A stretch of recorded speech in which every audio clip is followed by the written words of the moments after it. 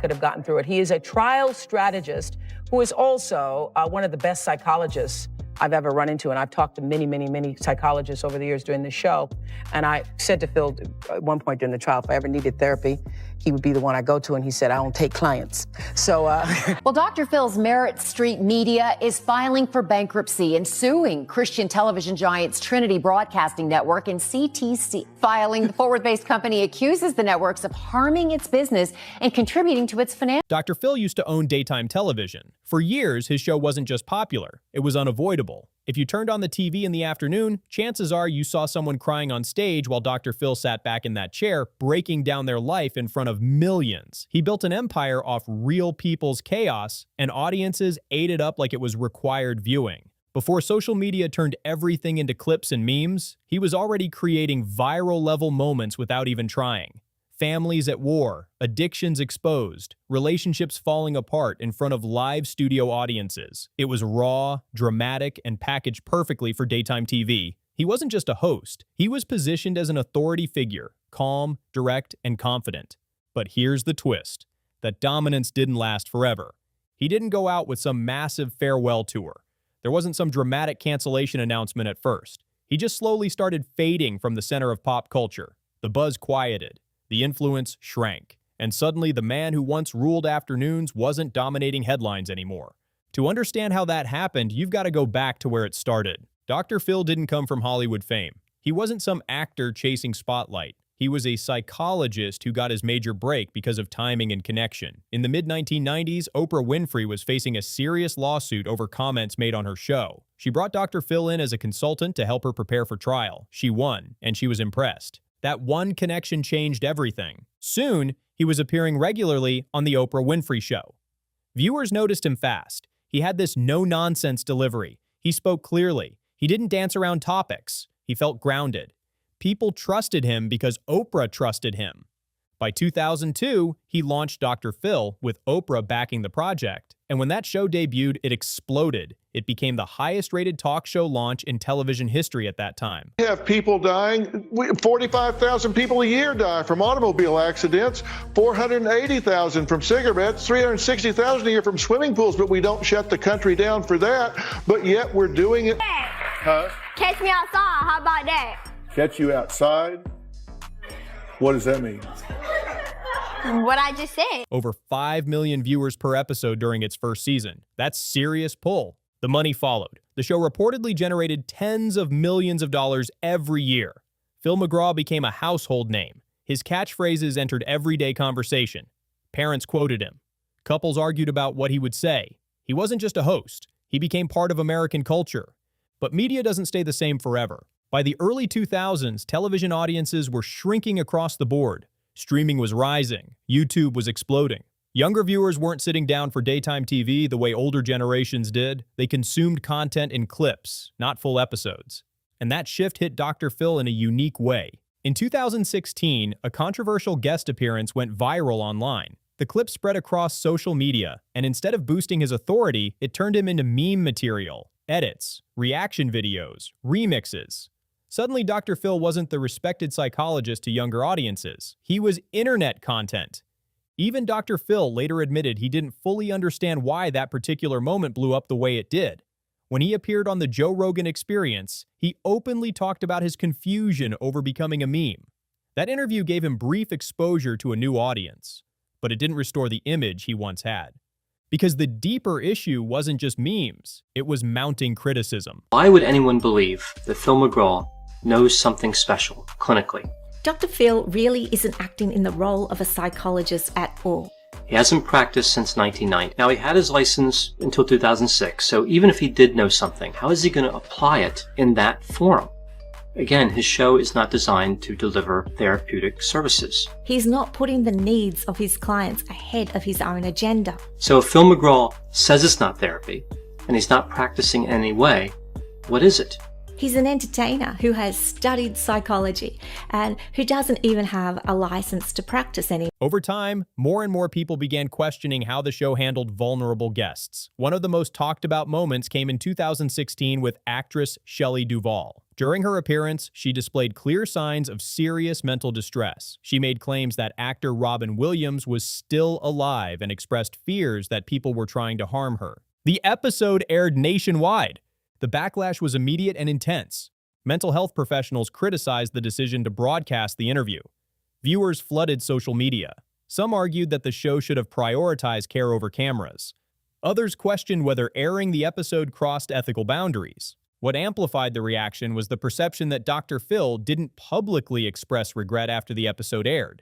There wasn't a widely visible apology tour, and in the world of social media, silence often gets interpreted as indifference. Then came 2017, and the situation grew even more complicated. An investigative segment highlighted claims from former guests struggling with addiction. Some alleged that production decisions prioritized dramatic footage over well-being. One guest appeared on camera visibly intoxicated, which fueled criticism even further. After that, online forums lit up. Reddit threads gained traction. People shared personal stories about their experiences with the show. One widely shared comment claimed, "The whole show is a scam. My sister went on it because she was a bully. The show completely changed the letter my mom sent in to make it sound worse than it was."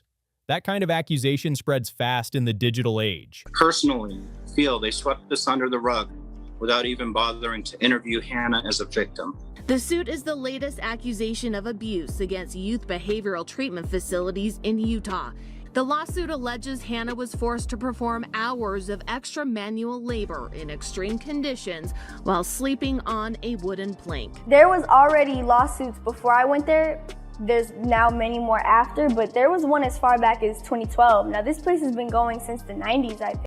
Other former guests and alleged insiders claimed participants were sometimes framed in ways that intensified conflict for television impact. Some alleged that behind-the-scenes pressure created an environment focused heavily on emotional reactions. Dr. Phil's team publicly denied these claims. But once doubt enters the conversation, it doesn't leave easily. Social media criticism escalated. Posts from people claiming production experience went viral. One blunt post read, "I worked on enough Dr. Phil shows to know he's a narcissistic, misogynistic chauvinist. Add races too. Yo, Oprah, come get your boy."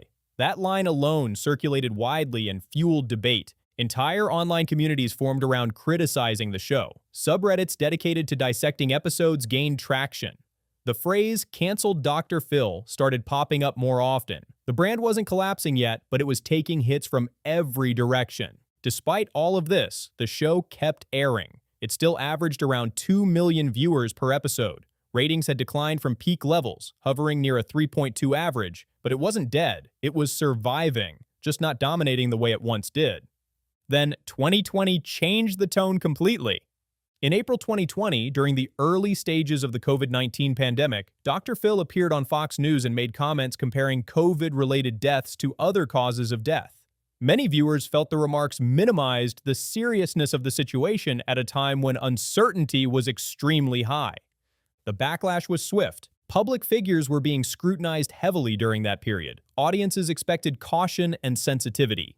When his comments didn't align with that expectation, criticism intensified. It marked a noticeable turning point in how certain segments of the public viewed him. Somewhere in the middle of August, I went on the Dr. Phil show. So part of the whole Dr. Phil show is they send these kids to either Turnabout or these other programs that are also in Utah. Coming in the middle of the night, they don't tell them where they're going. They just take them, they handcuff them, they put them in the car. It's basically like kidnapping. That's the thing with these places is you have no evidence. You don't have a phone there. They don't have cameras there. Like there's no evidence of none of this. And obviously all the staff is in on it, so they're not gonna snitch on each other. All you really have is the kids that are there. This place is all about taking away privileges. Like, okay, yeah, the phone is a privilege, TV, like all that, but they take away like necessity privileges, like sleeping on a bed, eating good food, not being cold. Okay, so Turnabout is in the middle of Escalante, Utah. It's a very, very, very, very small town. It's got one gas station, one grocery store. Everybody knows everybody there. You see you're in the middle of nowhere. You know there's nowhere to run. If you try to run out there,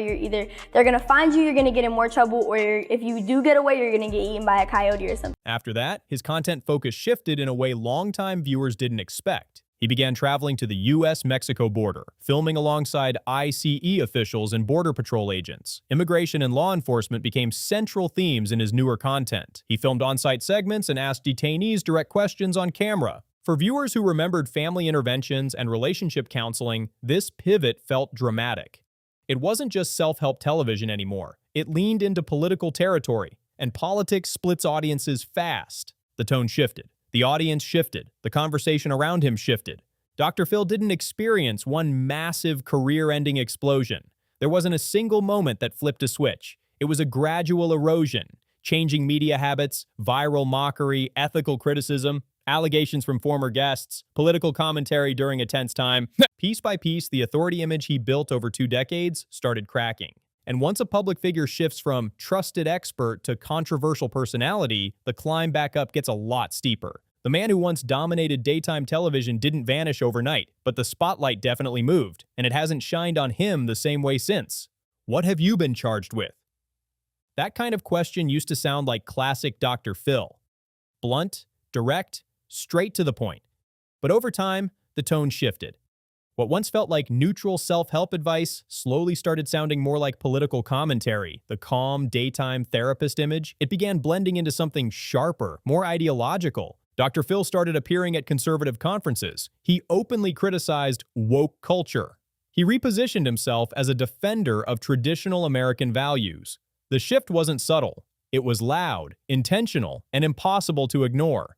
For some viewers, it felt like he was finally saying what they believed. For others, it felt like he had stepped out of the therapy lane and into a political arena. And once you step into that arena, there's no neutral ground anymore. After 21 seasons, Dr. Phil officially ended in 2023. That chapter closed. No more afternoon couch sessions, no more televised interventions. The daytime era was done. But don't think for a second he was retiring. Almost immediately, he launched a brand new project called MetaRant Media, a Texas-based television network introduced that same year. Dr. Phil pitched it as a bold reinvention, a platform built to fight for what he called the soul and sanity of America. That was the branding. That was the mission. On paper, the strategy made sense. Daytime TV audiences were shrinking. Streaming was king. Cable was struggling. So instead of fighting for leftover ratings, he decided to build his own lane, his own network, his own ecosystem. He aimed directly at millions of Americans who felt overlooked by mainstream outlets. That's a powerful pitch. The problem? Execution.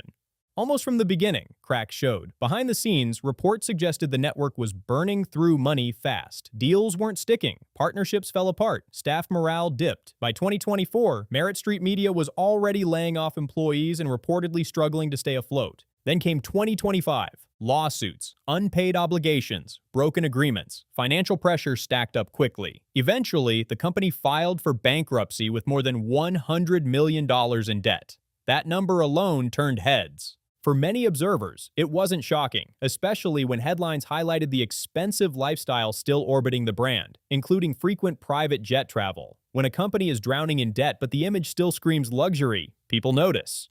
What surprised everyone most wasn't the bankruptcy. It was what happened next.